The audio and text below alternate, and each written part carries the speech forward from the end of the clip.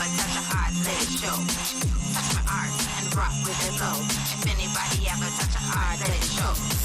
Love for everyone, me know your girl star. Everywhere you go, me want follow.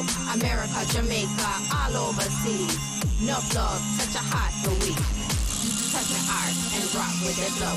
If anybody ever touch a heart, let it show. Touch my art and rock with the flow. If anybody ever touch a heart, let it show. Hello, my name is Latoya Reid, also known as Bloom from She's Not Jamaican. I am one of your hosts from Blooming Worldwide, and I would like to let you know a little bit about the show. This show is a 30-minute TV show about entrepreneurship, careers, and employment across the USA, Canada, and the Caribbean. Hello, and welcome to Blooming Worldwide. Today we're going to be talking about Drug-Free Me Teen Mentoring Program. It first started out at Bennett High School in 2010. It began when I was an intern at Bennett High School, and it was a lunch bunch. I had 64 students voluntarily spend their lunch with me for 5 weeks, and I had guest speakers come in and speak to them about substance abuse from ECMC and from the Sheriff's Office. So we also talked about summer work, and I have 3 of the first mentors from when the program began sitting right next to me, and I'm going to introduce them now. Shontay? Okay, hello, my name is Shontay, and I started in the program when I was in 11th grade. Hello, my name is Julius-Christonn Reid, and I started in the drug-free program when I was 8 years old. Hello, my name is Christiana Reid, and I started in the drug-free program when I was 12 years old. Okay, so I had them start the program, and when they started the program, it was a beginning stages of a prevention program, and they gave me a lot of feedback. I learned a lot from them just as they learned from me, and we did some research, and we talked about substance abuse and what it does. So the first thing I want to do is ask Christiana what it is that she learned. What is it about? What is the Drug-Free Me Teen Mentoring Program about? Well, we talk about drugs and how they affect your body, physically, mentally, and socially, and how it's sometimes can start from peer pressure and things like that. And we mentor young children who are coming into the program. Okay. Julius, I want to ask you, what is the best thing of that first year of the Drug-Free Me Teen Mentoring Program? What was the funnest thing about it?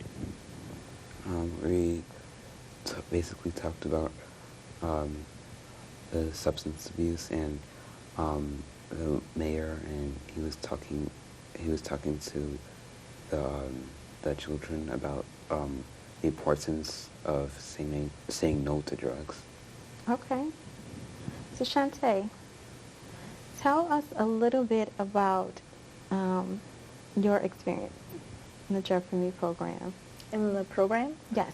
So my experience, as I helped out a lot with the beginning with finding out how we were kind of going to go about the prevention, what sort of things we needed to mentor the children on. So not only saying no, but also the importance of what drugs do to you also. Sometimes you don't learn as much in school about really why it is wrong to use illegal drugs. And so that was the most important part of mentoring, just making sure they understand really what they're saying no to. So Julius, did you learn anything about substance abuse when you were in school? Yes, we learned about the different types of causes of substance abuse, and sometimes why they happen because of, like what Christina said, peer pressure, and sometimes some of what causes of it, people getting in car crashes or and people lose loved ones to substance abuse. So what class was that in school?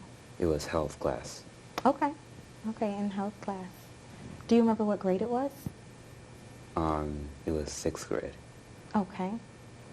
So Shontay, do you remember learning anything about substance abuse in school? Yes, I was actually fortunate in the school that I went to, and so when I was in middle school, we had a DARE program come to our school, and mainly what they talked about at that point was just why we should say no and the fact that drugs are bad, they're illegal, and that it's something not only you can go to jail for, but that it's just bad for you in general. And once I got to high school in health class, we actually learned about what the different drugs were, because one of the issues is that they don't usually go by the name of the actual drug, and so maybe someone will offer you something and you not knowing that it's a drug right away. And so it was helpful in the health class to really learn about not only the actual drug classifications, what each of those drugs do to you, but also the different street names that they go by. And so it was a little more well-rounded, in high school.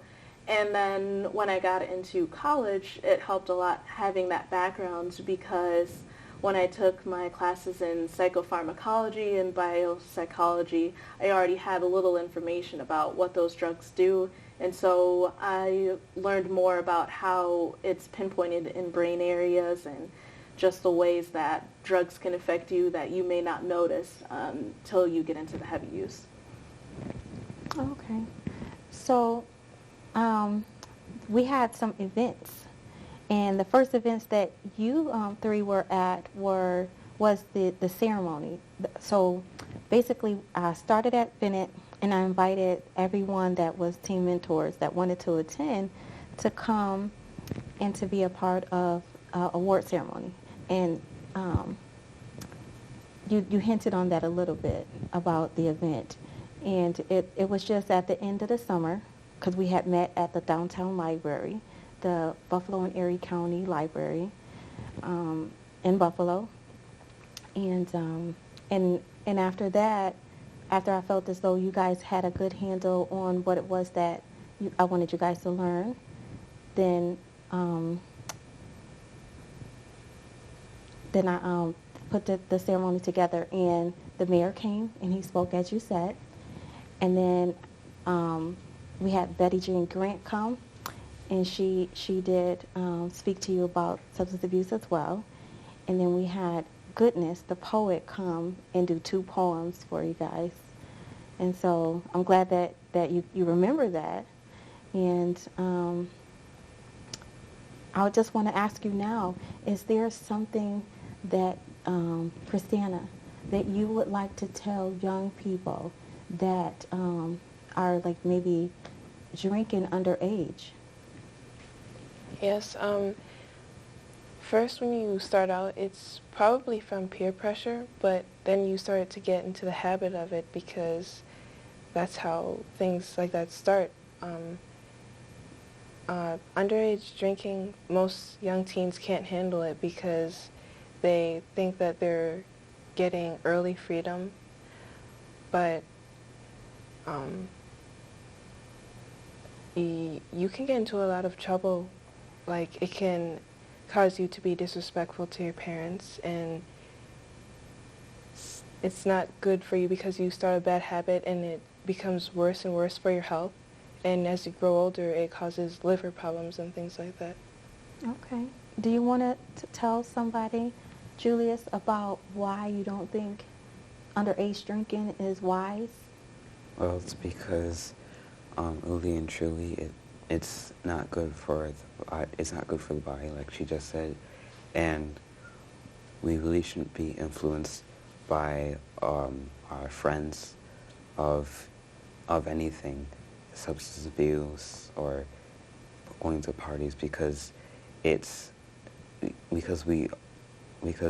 teens, we should already know that that's already the wrong thing to do, and we should already be able to handle the fact that it's bad and say no to substance. Okay. Shontay, would you like to give some final words about substance abuse to young people? Okay.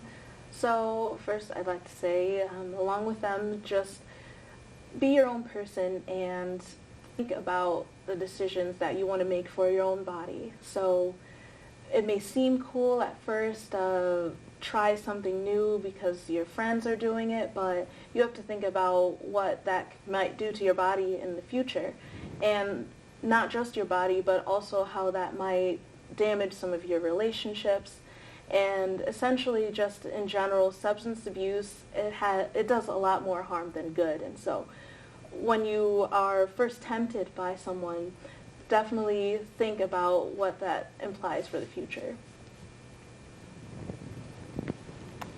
Thank you. I just want to say that it is really important that young people can mentor to other young people, because a lot of young people don't listen to adults. And also, they have to make the right choice for themselves, as well as, encourage those that they care about to also make good choices. So we're going to go to break, and I thank you for joining in. We'll be right back after these messages. Here's a quick shout out to our sponsors of Blooming Worldwide.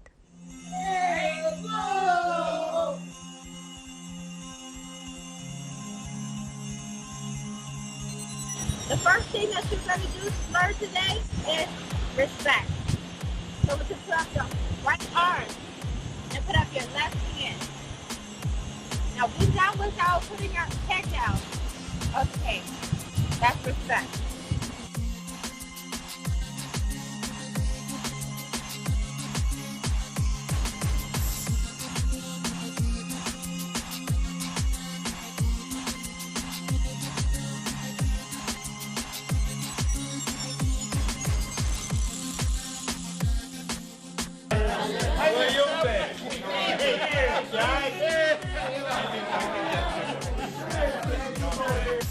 Hello, everyone.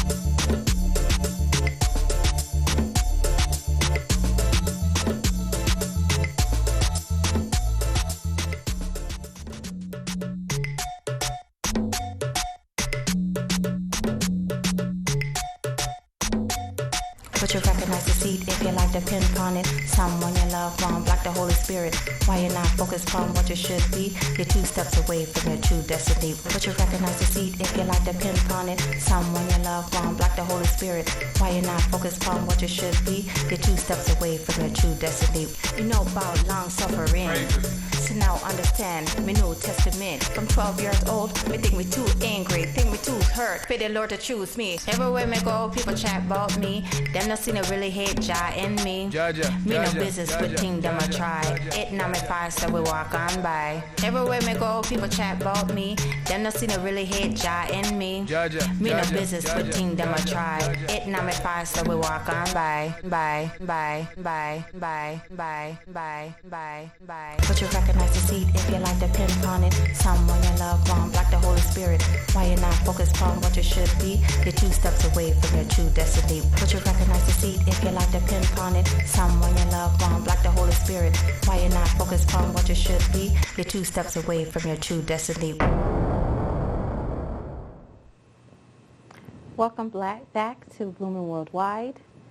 We have a wonderful guest. Her name is Ann Paris.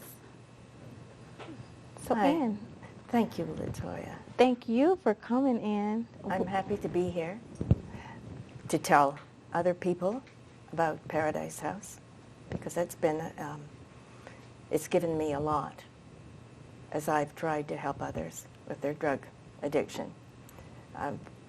Starting with my son. Okay. Yeah, before I even had Paradise House going, I was concerned about him.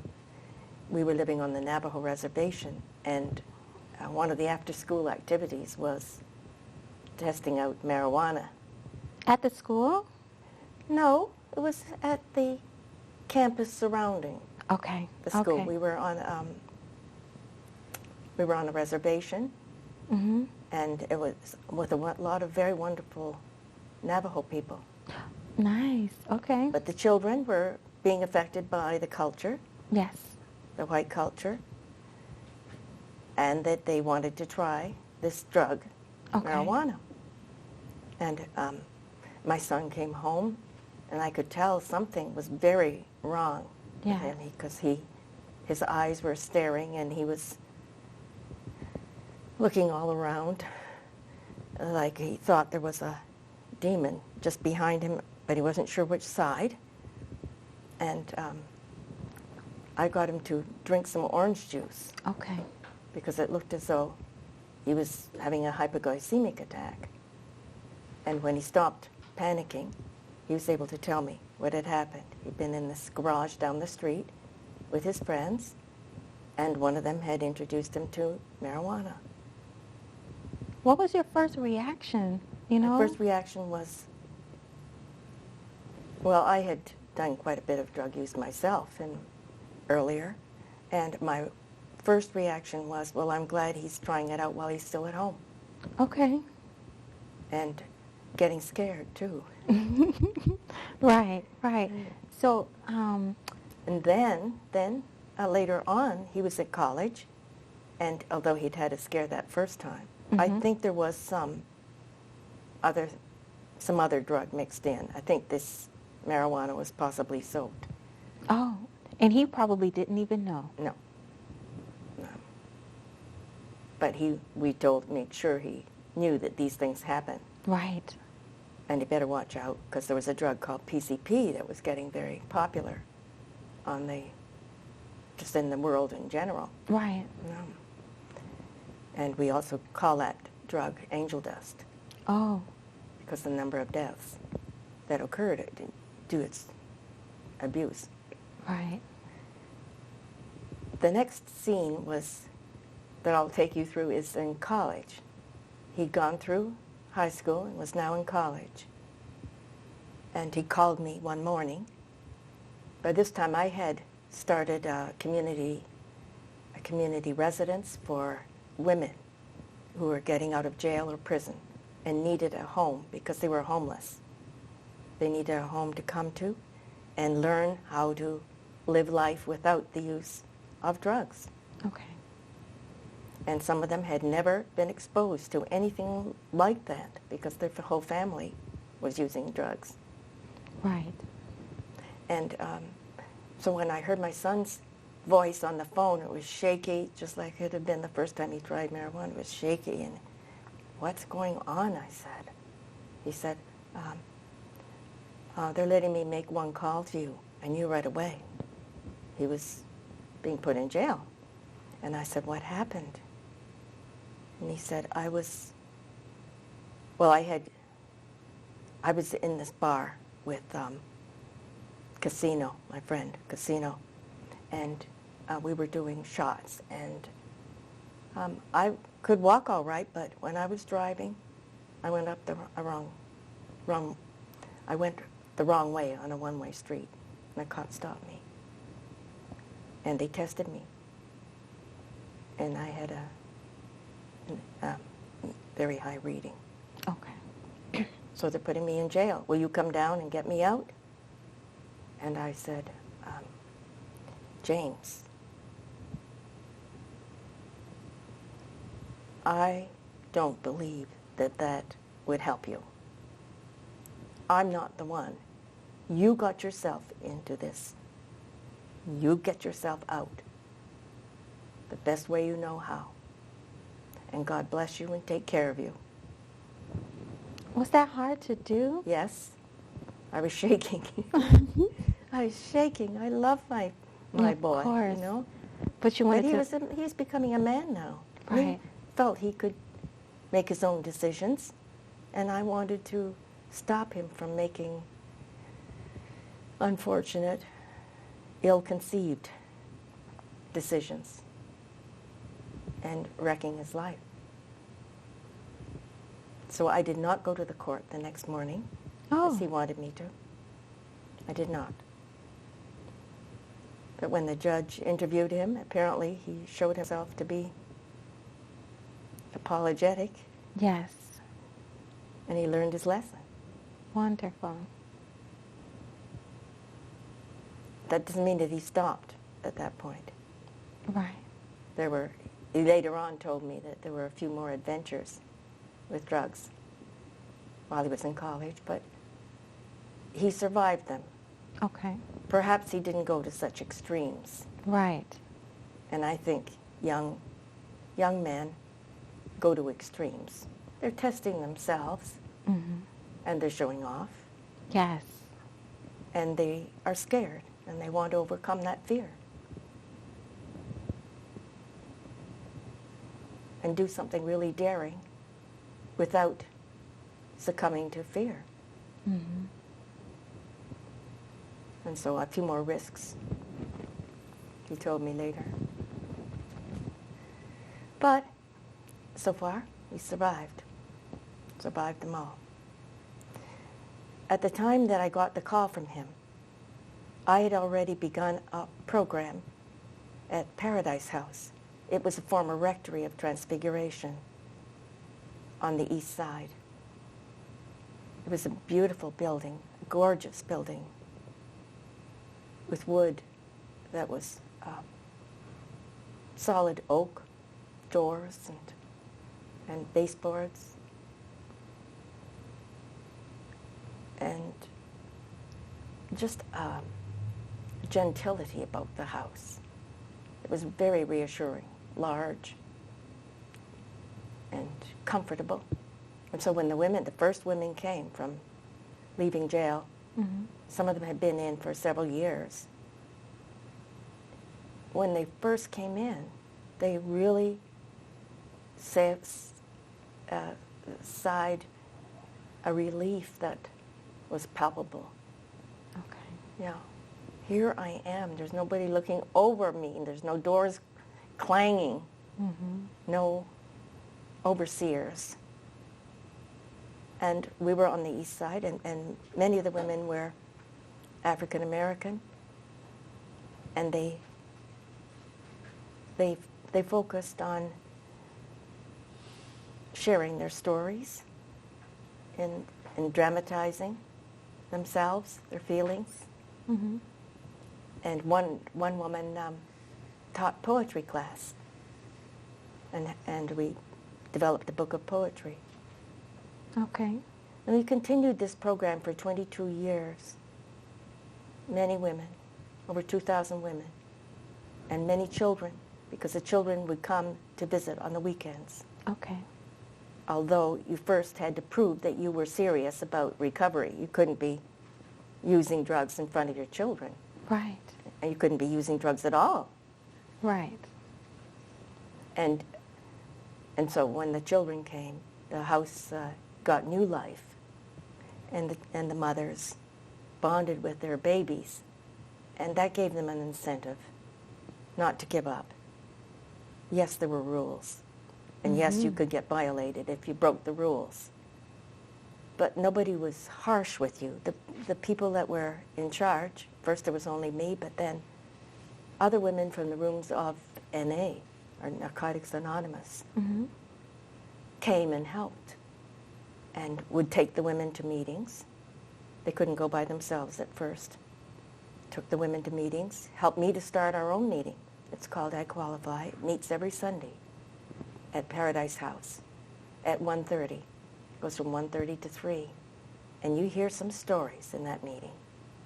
Yes, I can imagine. People sharing from their gut. And Healing. and it's healing. Yeah, it's healing to share. That's what we emphasize, of course. If you feel like using, share that feeling. And if you feel overwhelmed, that's very natural. That's what happens when you stop taking a drug. That covers your feelings up. You're not escaping from the drug. You're escaping from the feelings the drug has given you and the feelings that are natural. You want to be recognized as a new person, a new woman. You don't want the family. If the family gets on the phone and says, you did this, you did that, you don't deserve anything from us, then you have to deal with that feeling. Whereas before, you just have another puff. So how old do you have to be to come to Paradise House? Well, we say 18. We've taken a 17-year-old who was close to her birthday, her 18th birthday. Okay. But they go all the way up to, sometimes we've had people in their 60s, women in their 60s, who just recently decided this isn't good for me. Doctor says I have to quit. I got my high blood pressure, got liver problems, heat swollen. I better get into recovery real quick. And other people, most of the people though, are between their 20s and say 35. Most fall into that category. But most are mothers. And that's the amazing thing, that mothers can be using and taking care of their children and then get arrested and their children are taken away from them. Yes. What is the mother going to do? How is she going to feel? Bereft. So she's lost everything that mattered to her. Yep. And so part of the problem is to recover yourself, recover a sense of your dignity. Well, I thank you so much for joining us for Blooming Worldwide. I hope that you come back and visit us sometime. I want to give you our phone number. Can we do that? Yes. Yeah. Our phone number is 892-2813. Please call that number if you need help. We will help you. Thank you. Thank you. Yes, please follow us on Facebook at Bloomin' Worldwide and follow us also on Twitter at Bloom_SNJ and on Instagram at Bloom_SNJ. Thank you. If anybody ever touch a heart, let it show. Touch my art and rock with the glow. If anybody ever touch a heart, let it show. Love for everyone, me know your girl store. Everywhere you go, me want follow. America, Jamaica, all overseas. No love, touch a heart for we. Touch my art and rock with the glow. If anybody ever touch a heart, let it show. Touch my art and rock with the glow. Love for everyone, me know your girl store.